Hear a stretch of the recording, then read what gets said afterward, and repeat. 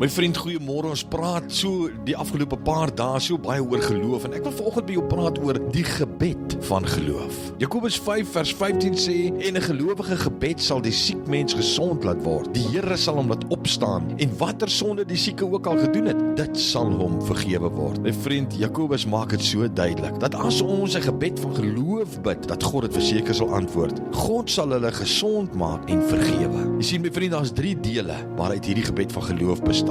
Die eerste een is, dis geanker op 'n belofte van God. In die tweede plek, dit word gevolg met 'n aksie wat ooreenstem met daai gebed. En die derde plek is, dit word gebid met die regte motief. Gaan lees gerus iewers in die volgende paar dae die storie oor Elia in die boek van 1 Konings 17, hoe God deur so 'n tipe gebed die hemel toesluit en dit vir jare nie reën nie, en hoe hy weer die hemel oopmaak met nog so 'n gebed. My vriend, wanneer ek en jy nie wankel in ons geloof nie, en wanneer ons optrede dit bevestig en ons motiewe reg is, dan sal God reageer. Net soos Elia die reën gehoor het, deur geloof kan ek en jy die reën hoor. Wat ook al dit, daai reën verteenwoordig in ons lewens. Dis 'n gebed van geloof. Here, baie dankie dat ons 'n wonderlike en 'n amazing God dien. Dankie dat ons U kan aanbid vanmôre in Jesus se naam. Amen.